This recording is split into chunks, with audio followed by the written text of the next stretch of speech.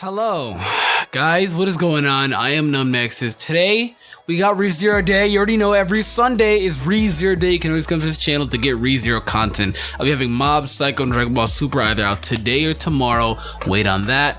If you guys are enjoying, make sure to give it a thumbs up. Let's discuss and let's conversate. So, this is actually what's odd about this episode, about this week's episode, and I think you may have all caught it on as well, is we have all oddly not been confused and not been lost, not gotten a cliffhanger, and not had our hearts broken this week. They gave us a break. They legitimately gave us a break. I'm quite shocked. It seems like everything now is setting it to stone and all somewhat making sense now. Subaru being more logical this time, going towards these candidates. These queen or princess candidates, he's going more towards now with logic. He has facts, he has answers, negotiations are better now. He even knows the exact time, 15:13, which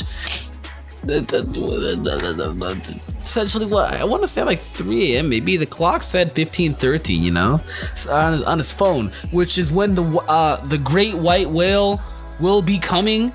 You know, the fog whale will be appearing at this time, at this given moment. So he's just been, you know, strategically been doing things a lot better this time. Oh my god, I hate my cough. He's been doing things a lot better this time strategically than he has the last few times. And he's just really woken up now. He's finally made it to where he can do things proper. Still, I'm a little upset about last week though, where he just curved my girl Rem like that. Like, come on, man. You even see how hella kawaii she is, you know, in this episode. She's like, Super, I know when you're lying. And I was like, she's so cute. But he's doing everything better now, you know? Crush, I think that's her name, Crush. She accepted his pleas this time. She can tell when someone is lying because there's wind that swirls around them and only she can see. And there was nothing swirling around him. He's being completely honest and straightforward through this time. And I mean, he's not lying. It is considered a metia within this world, his cell phone. But you know, it's just unpeculiar device that they're not aware of that he can get away with using. It's like a cop-out. He can get away with using this metia for things like that as well as everybody essentially having something to do with this white whale wants revenge. You can all see the grief that they all see from what this whale has done to them, and I'm just like, oh my god, it really is that big. I thought the white whale would be some type of threat that would be like, you know, pertaining to only those few episodes that he was in or his name was spoken of. Turns out he's a much bigger deal than we actually all thought, and it seems as though he's done much more grief and he's done more damage to the townspeople, and especially even to Will's son. I think his name was, it was Will something.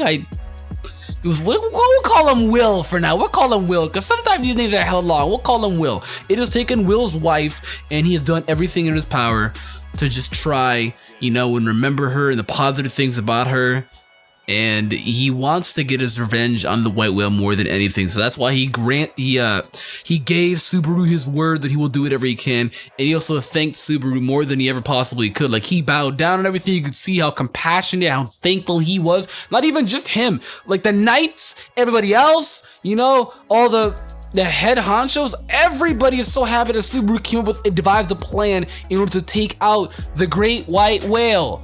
The white whale is such a menace to society, and none of them are enjoying its company. They just all want it gone. So for Subaru to be devising this type of plan in order to take out the white whale is huge. He is completely huge. He just wants this thing gone. And the thing is, too, what they don't know is he knows about information that they don't know of. Since he rebirthed, he comes back to life every single time when some tragic type of event happens and he dies. He always comes back to life. It's a never-ending cycle, never-ending time loop of that we know of. And he holds the information still. He does not forget what happens in these time periods when he dies. He holds the information. That's how he knew about all the head candidates on all the, you know, the princess candidates, you know, their members. He knew all of the information about them, what they're capable of doing. He knew what's inside of the princesses' heads. He knew about the white whale. He knew about the timing that the white whale would come and all of that. And he knew what to do and the right things to say this time. He's died like 3 times in this arc, in this certain scenario. He's been fucking up left and right. That's why this arc has been the juiciest. He has been fucking up so much that has been driving all of us, the viewers, absolutely insane. And I also love the short little tidbit too, where he had that little bond with the the dragon. I thought that was really cool. I did think that was really cool though. Like that was very, very, very cool. Also, that one beast. I don't think they got the name, but where he's picked up Subaru, and he's the one beast that had like the wolf. All furries will rejoice on that. Like you probably will see a lot of fan art of furries going bonkers over that guy. He literally looks like furries galore. Like no hate on furries, but he just looks like something that they would enjoy mostly. So go wild, I guess. I love the screen time though for Cruz. She's easily one of my favorite characters from this series, and how realistic and logical she is. But again, with the pain that you can see with all of the knights and all of the people that are going to be fighting this white whale when Cruz is doing the speech to fight the white whale.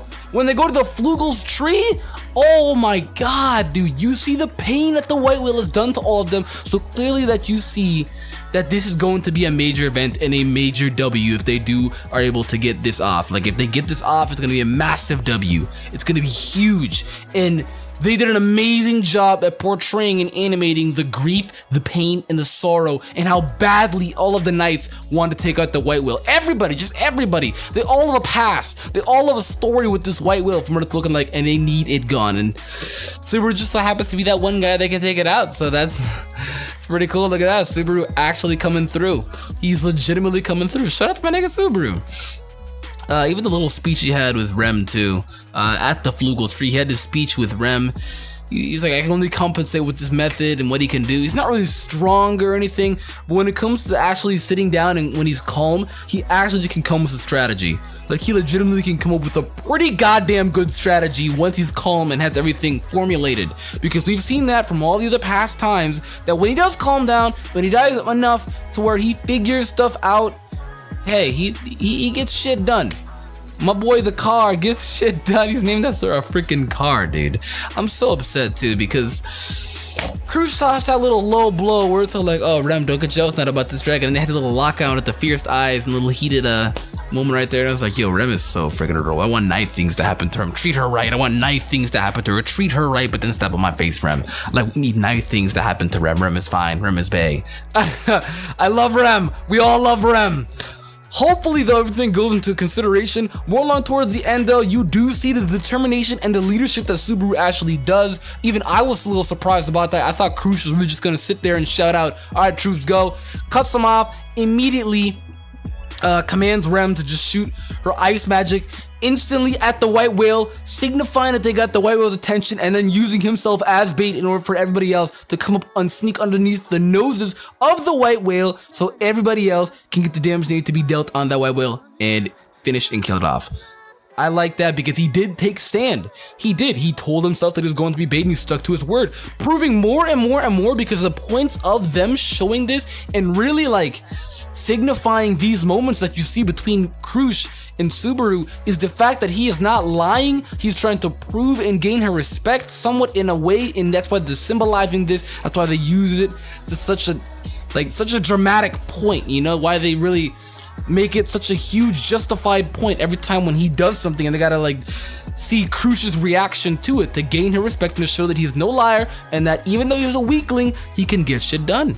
I'm telling you, it's exactly what they're trying to show off. You know, they even hyped up the white whale more along towards the end. They hyped up his entrance. He just didn't even have the fog too, which is weird. He did not have the fog. He just simply came down on his own. Like, my nigga was up there flying at the moon, no fog, straight up actually seeing how this whale looks like now. And for those of you thinking that it was fog up there, it was clouds. It was very slight, small, faded clouds near the moon. That's exactly what it was, near the site of the moon. That's what it was. But Subaru got the bait. They're all working towards it now. And I thought it was a pretty hype moment. He's like, let him have it, Alhuma! It was such a pretty hyped up moment, I'm not gonna lie. They shed blood in that white whale.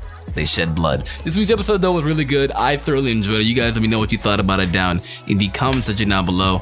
It was a great episode. It was one of those episodes where actually we're not confused, and it's actually now going through a process of no longer breaking our hearts. I think we've already gone through the process of our hearts being broken and emotionally being snapped and broken down bit by bit by bit by bit. it's finally now making sense now. Everything's kind of tying together now, and everything is going to be leading into the direction now where he has to go save Emilia, where he has to go save this village from happening to what has happened 3 times already. 3 different scenarios all leading up to the exact same end point. Is gonna have to prevent that this time, and I can't wait to see where that goes. So far, I love this anime, and it's easily top 5, top 10, one of my favorite animes of this entire year, easily. So you guys let me know what you thought about it down in the comments down below. Like the video, of course, subscribe, and with that being said, I'm gonna get out of here. Goodbye.